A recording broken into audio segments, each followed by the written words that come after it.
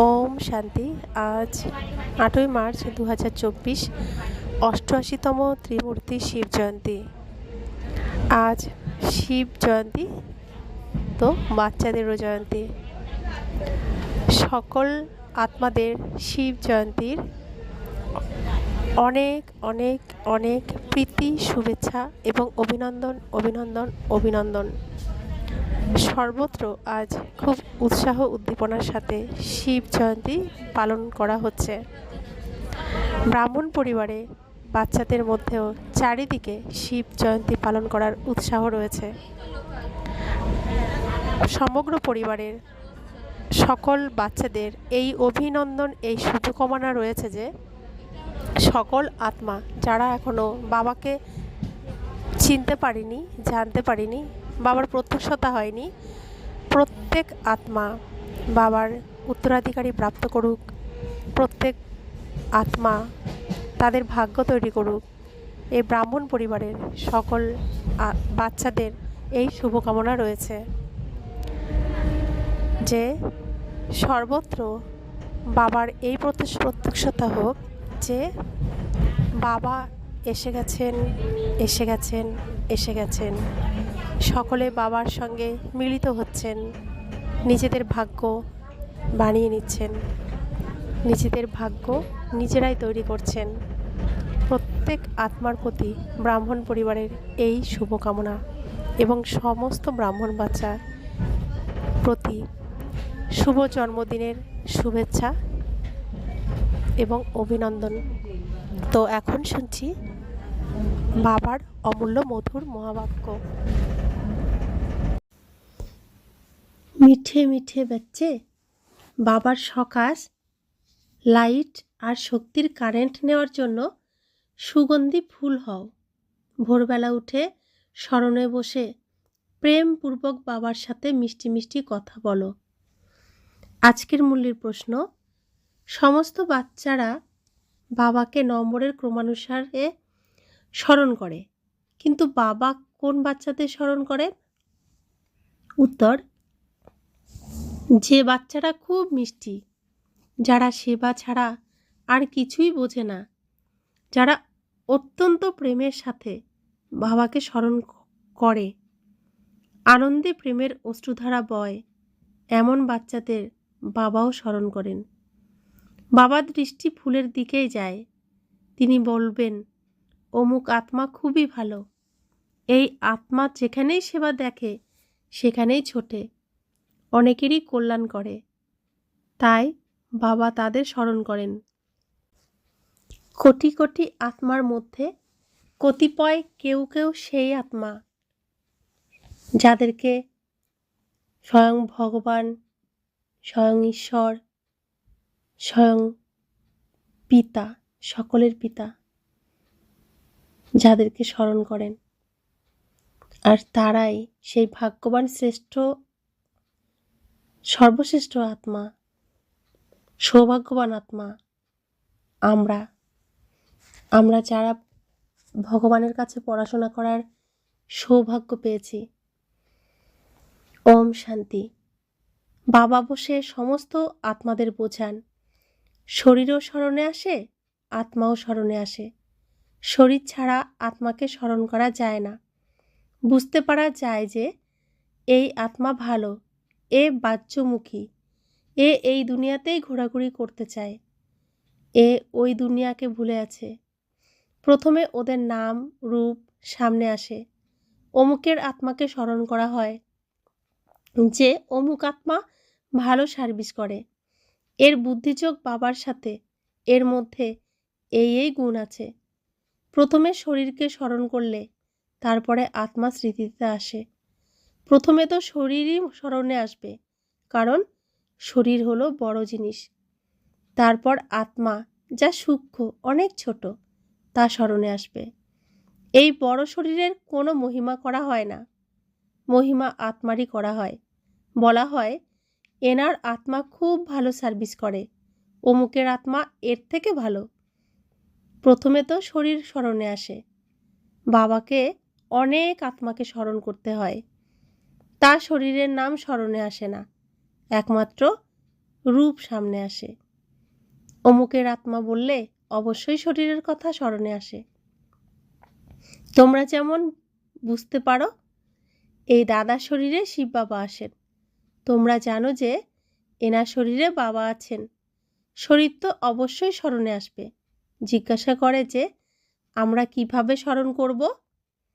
শিব বাবাকে ব্রহ্মার তনে স্মরণ করব নাকি পরমধামে স্মরণ করব? অনেকেরই এই প্রশ্ন আসে। বাবা বলেন, স্মরণ তো আত্মাকেই করতে হবে, কিন্তু শরীরও অবশ্যই স্মরণে আসে। প্রথমে শরীর, তারপরে আত্মা। বাবা এনার শরীরে বসে আছেন। বাবা ব্রহ্মা বাবার শরীরে বসে আছেন। তাহলে অবশ্যই এই শরীরও স্মরণে আসবে। অমুক শরীরের আত্মার এই গুণ আছে। বাবাও দেখতে থাকেন কে আমাকে স্মরণ করে, কার মধ্যে অনেক গুণ আছে, কোন কোন ফুলে সুগন্ধ আছে। ফুলকে সবাই ভালোবাসে। ফুলের তোড়া তৈরি করা হয়। এর মধ্যে রাজা, রানী, প্রজা, ভিন্ন ভিন্ন ফুল, পাতা ইত্যাদি সব বানানো হয়। বাবার নজর তো ফুলের দিকেই যাবে। তিনি বলবেন অমুকের আত্মা খুবই ভালো, অনেক বড় সার্ভিস করে। আত্ম অভিমানী থেকে বাবাকে স্মরণ করতে থাকে। যেখানে সেবা দেখবে সেখানেই ছুটবে। এরপরও যখন ভোরে উঠে স্মরণে বসবে, তখন কাকে স্মরণ করবে? শিব বাবা কি পরমধামে স্মরণে আসবে নাকি মধুবনে স্মরণে আসবে? বাবা তো স্মরণে আসবে, তাই না? এনার মধ্যে শিব বাবা আছেন, কেননা বাবা তো এখন নিচে এসে গেছেন। তিনি মুরলি শোনাতে নিচে এসেছেন। তার তো এখন নিজের ঘরে কোনো কাজ নেই। সেখানে গিয়ে তিনি কি করবেন? তিনি এই শরীরেই প্রবেশ করেন। তাই প্রথমে অবশ্যই শরীর স্মরণে আসবে, তারপর আত্মা। অমুকের শরীরে যে আত্মা আছে তা অনন্য এবং সুন্দর। সে সেবা ছাড়া আর কিছুই বোঝে না। তো শিব বাবা ব্রহ্মা বাবার শরীরে প্রবেশ করেন, আর সেই শিব বাবা হলেন সত্যম শিবম সুন্দরম। সে সেবা ছাড়া আর কিছুই বোঝে না। বাবা দিন রাত তিনি সেবা করে যাচ্ছেন, এক সেকেন্ডও তিনি বিশ্রাম করেন না। সে খুবই মিষ্টি। বাবা বসেও থাকেন, আবার সবাইকে দেখতেও থাকেন। অমুক বাচ্চা খুবই সুন্দর, খুবই স্মরণ করে। বন্ধনে আবদ্ধ বাচ্চাদের বিকারের জন্য কত মার খেতে হয়। তারা কত ভালোবেসে বাবাকে স্মরণ করে। যখন অনেক স্মরণ করে তখন খুশিতে চোখে প্রেমের অশ্রুও এসে যায়। কখনো কখনো সেই চোখের জল বেয়ে পড়ে। বাবার আর কি কাজ আছে? তিনি সবাইকে স্মরণ করেন। তার অনেক বাচ্চাদের কথা স্মরণে আসে। অমুকের আত্মায় শক্তি নেই, বাবাকে স্মরণ করে না, কাউকেই সুখের দান করে না, এ নিজেরই কল্যাণ করে না। বাবা এমন দেখতেই থাকবেন। এই স্মরণ করা অর্থাৎ সকাশ দেওয়া। আত্মার কানেকশন তো পরমাত্মার সঙ্গেই থাকে, তাই না? এমন একদিন আসবে যখন বাচ্চারা অনেক সময় ধরে যোগে স্থির থাকবে। এরাও কাউকে স্মরণ করলে তৎক্ষণাৎ সাক্ষাৎকার হবে। আত্মা হলো ছোট বিন্দু। সাক্ষাৎকার করলেও কেউ বুঝতে পারে না, তবুও শরীর স্মরণে এসে যায়। আত্মা ছোট, তবুও যে স্মরণ করে তার আত্মা পবিত্র হতে থাকে। একটা বাগানে ভ্যারাইটি ফুল থাকে। বাবাও দেখেন যে এ খুব সুন্দর সুগন্ধি ফুল, আবার এ এতটা নয়, তাহলে এর পদও কম হবে। যে বাবা সাহায্যকারী হয় সেই উঁচু পদ পায়। সেও যে সব সময় বাবাকে স্মরণ করে, সেই ব্রাহ্মণ থেকে ট্রান্সফার হয়ে দেবতা হয়। এই বর্ণনা এই সঙ্গম যুগেই করা যেতে পারে যে এ দৈবী ফুল নাকি আসুরি ফুল। সকলেই তো ফুল, কিন্তু বিভিন্নতা অনেক। বাবাও স্মরণ করতে থাকেন, টিচার তো স্টুডেন্টকে স্মরণ করবেন, তাই না? মনে তো করবেন যে এ কম পড়ে। ইনি বাবাও আবার টিচারও। বাবা তো আছেনই, শিক্ষকতাই বেশি চলে। টিচারকে রোজ পড়াতে হবে। এই পড়ার শক্তিতেই ওরা পথ পায়। ভোরবেলা তোমরা সকল ভাইয়েরা বাবা স্মরণে বসো। এই সাবজেক্টই হলো স্মরণের। এরপর মুরলি চলতে থাকে। সে সাবজেক্ট হলো পড়ানোর। মুখ্য হলো যোগ আর পড়া। একে জ্ঞান আর বিজ্ঞানও বলা হয়। এ হলো জ্ঞান, বিজ্ঞান ভবন যেখানে বাবা এসে শেখান। এই জ্ঞানে সম্পূর্ণ সৃষ্টির নলেজ পাওয়া যায়। বিজ্ঞানের অর্থ তোমরা যোগে থাকো, যাতে তোমরা পবিত্র হয়ে যাও। তোমরা এই অর্থ জানো। বাবা বাচ্চাদের দেখতে থাকেন। দেহি অভিমানী হতে পারলেই এই ভূত দূর হবে। এমনও নয় যে সকলের ভূত চট করে দূর হয়ে যাবে। তোমাদের হিসেব নিকেশ শোধ হলে চলন অনুসারের পথ পাবে। ক্লাস পরিবর্তন হয়ে যায়। এই দুনিয়ায় ট্রান্সফার নিচের দিকে হচ্ছে, আর তোমাদের হচ্ছে উপরের দিকে। কত তফাৎ! ওদের কলিযুগী সিঁড়ি নিচে নামতে থাকে, আর তোমরা পুরুষোত্তম সঙ্গমযুগী সিঁড়িতে উপরে উঠতে থাকো। দুনিয়া তো একই, কেবল এ হলো বুদ্ধির কাজ। তোমরা বলো যে আমরা সঙ্গমযুগী। আমরা হলাম সঙ্গমযুগী। তোমাদের পুরুষোত্তম বানানোর জন্য বাবাকে আসতে হয়। তা আমরা সঙ্গমযুগী আত্মা। আমরা এই সৃষ্টিচক্রের বসন্ত উপভোগ করতে পারি। সৃষ্টিতে যেমন বসন্তকাল খুবই ছোট, তেমনি এই সঙ্গম যুগ খুবই ছোট। প্রকৃতিতে যেমন কিছু কিছু গাছের মধ্যে সব পাতা ঝরে ফুল হয় বসন্তকালে, ঠিক এই সৃষ্টিতেও কিছু কিছু আত্মা এই সঙ্গম যুগে কাঁটার থেকে ফুলে পরিণত হয়। আমাদের কত সৌভাগ্য! তো বাবা বলছেন, আমাদের পুরুষোত্তম বানানোর জন্য বাবাকে আসতে হয়। তোমাদের জন্য এ হলো পুরুষোত্তম সঙ্গম যুগ। বাকি সবাই ঘোর অন্ধকারে আছে। ভক্তিকে তারা খুব ভালোভাবে বুঝতে পারে, কারণ জ্ঞানের কিছুই তারা জানে না। তোমরা এখন জ্ঞান পেয়েছো, তাই তোমরা বুঝতে পারছো। জ্ঞানের একটুতেই আমরা অর্ধেক কল্পের জন্য উপরে উঠে যাই। এরপর সেখানে জ্ঞানের কোনো কথাই থাকবে না। এই সমস্ত কথা মহারথী বাচ্চারাই শুনে ধারণ করতে থাকবে আর শোনাতে থাকবে। বাকি তো এখান থেকে বের হয়ে গেলেই সব ভুলে যায়। কর্ম, অকর্ম এবং বিকর্মের রহস্য ভগবান বুঝিয়ে বলেন। এ হলো কল্পের সঙ্গম যুগ। যখন পুরানো দুনিয়া শেষ হয়ে নতুন দুনিয়া স্থাপন হয়, বিনাশ এখন সামনে উপস্থিত। তোমরা এখন সঙ্গম যুগে দাঁড়িয়ে আছো, আর অন্য মানুষদের জন্য এখন কলিযুগ চলছে। মানুষ কত ঘোর অন্ধকারে আছে। মানুষ নামতেই থাকে। কেউ তো এই নামানোর নিমিত্তও হবে, সে হলো রাবণ। এই সভায় বাস্তবে কোনো পতিতই বসতে পারে না। পতিত মানুষ বায়ুমণ্ডলকে খারাপ করে দেবে। কেউ যদি লুকিয়ে এসে বসেও, তাহলে সে ধাক্কাও খায়, একদম পড়ে যাবে।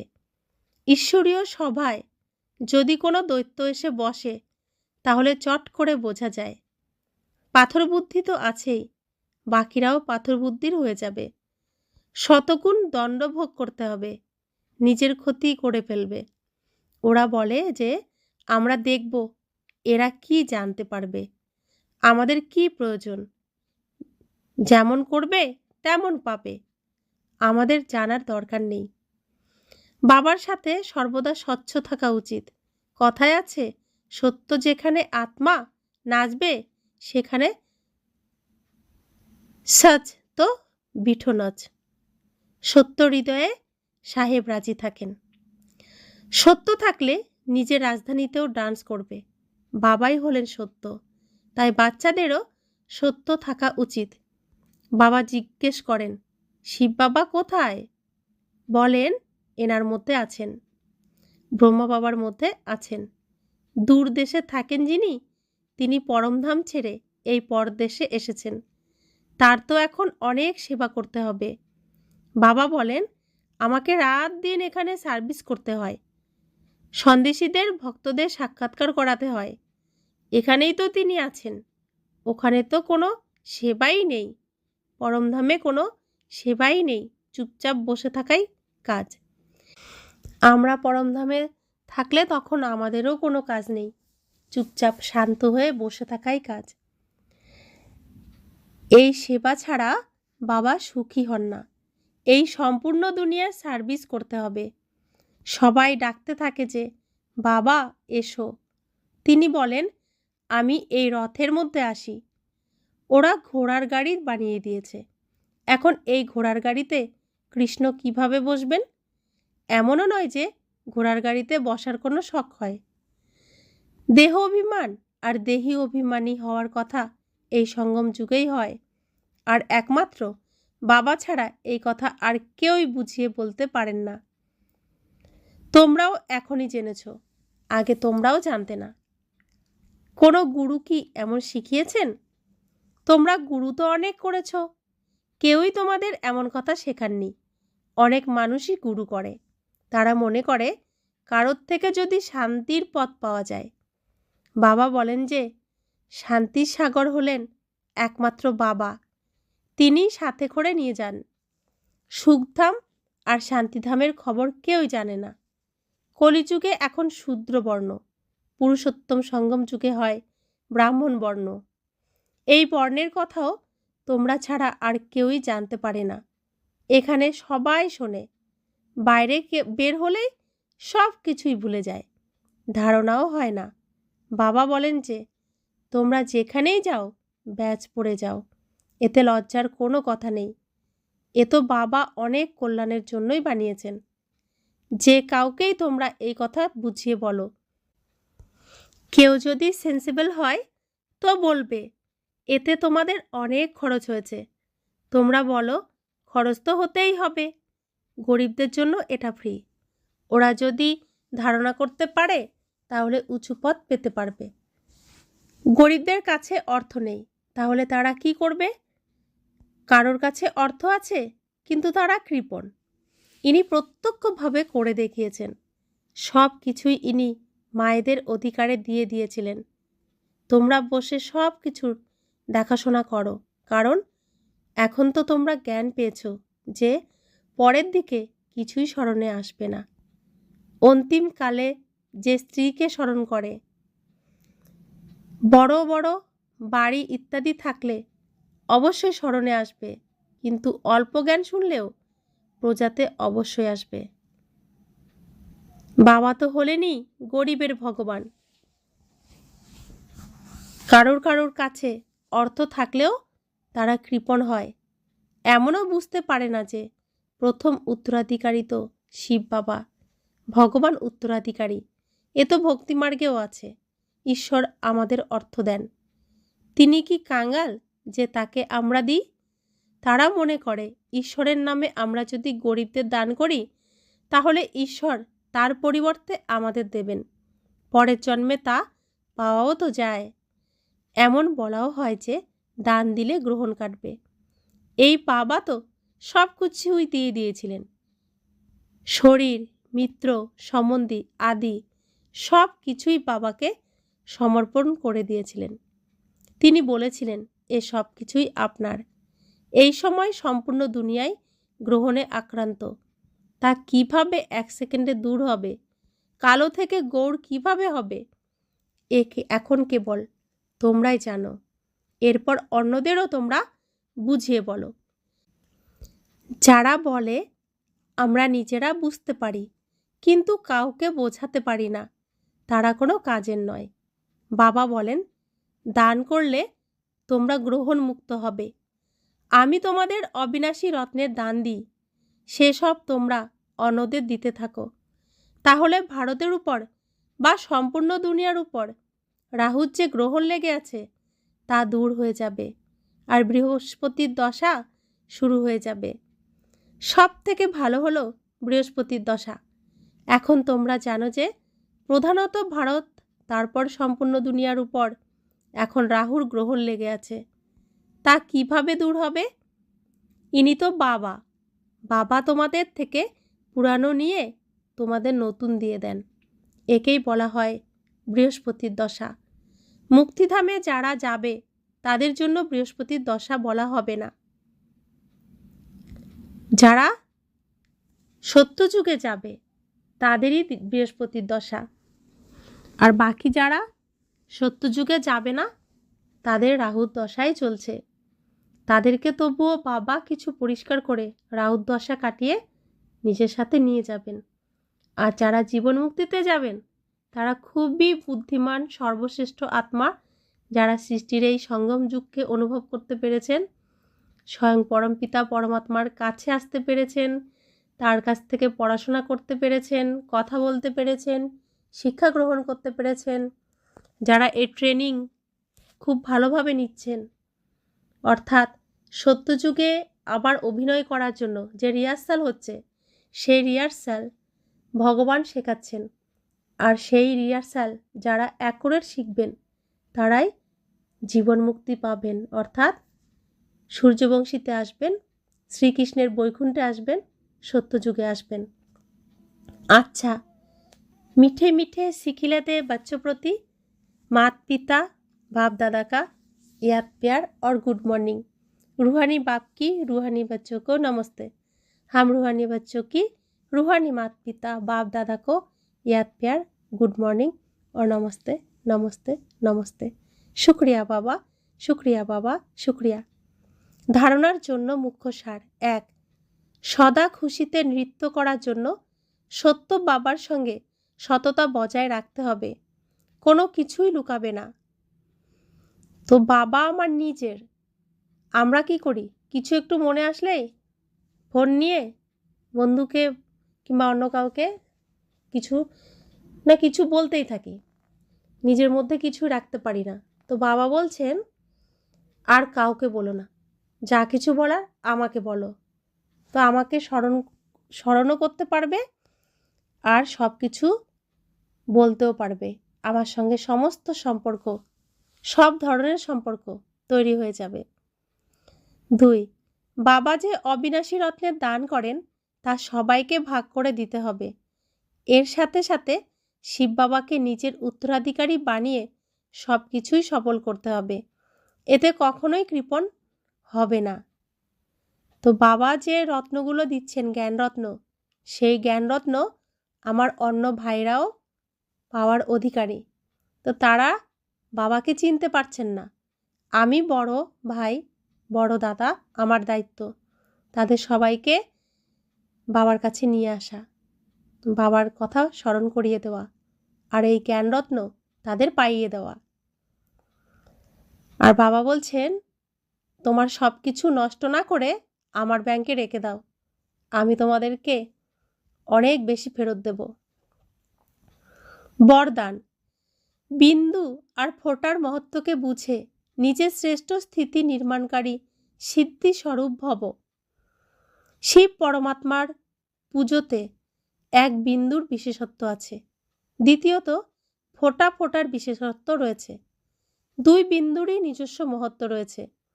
আত্মা, পরমাত্মা আর প্রকৃতির এই খেলা অর্থাৎ ড্রামা, এই 3 বিষয়ের জ্ঞান প্র্যাকটিক্যাল লাইফে বিন্দুই অনুভব হয়।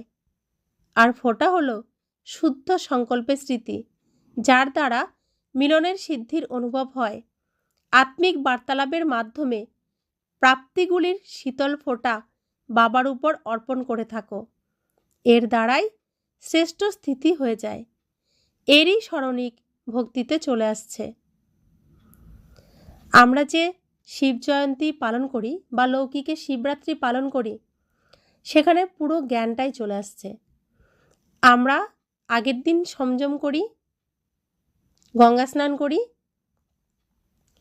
নিজের শরীরকে খুব শুদ্ধ করি, শিবরাত্রির দিন সারাদিন উপোস করি, উপোস করি, অর্থাৎ শরীরকে এতই শুদ্ধ বানাই যে ভগবানের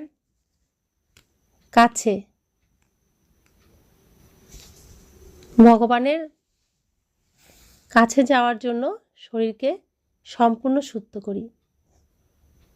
তো রামের পাশে গিয়ে আমরা যাতে বসতে পারি তাই। তারপর সারা রাত ধরে 4 প্রহরে আমরা পুজো করি, শিব বাবার পুজো করি একদম অন্তিম প্রহর পর্যন্ত। অর্থাৎ রাতে আমরা নিদ্রাকে জিতে পুরুষার্থ করে বাবার থেকে আশীর্বাদ, বাবার সমস্ত শক্তি আমরা অর্জন করি। তো শিব বাবার কৃপা পাওয়ার জন্য আমরা রাত জেগে 4 প্রহরে পুজো করি। তো বাবা তো আমাদের এই শেখাচ্ছেন, মন অতি শুদ্ধ, শরীর অতি শুদ্ধ এবং নিদ্রাকে জয় করে পড়াশোনা করে আমরা যেন উচ্চ পদ লাভ করি। তো এই যে জ্ঞান আমরা গ্রহণ করছি, শিবরাত্রি পালন আমরা ঠিক সেভাবেই করি, কিন্তু করি শরীর দ্বারা। আর বাবা বলছেন এখন তোমরা করবে আত্মার দ্বারা, আত্মিক স্থিতিতে করবে। স্লোগান: বেশি কথা বললে বুদ্ধির এনার্জি কম হয়ে যায়, সেই জন্য শর্ট আর সুইট বলো। ওম শান্তি।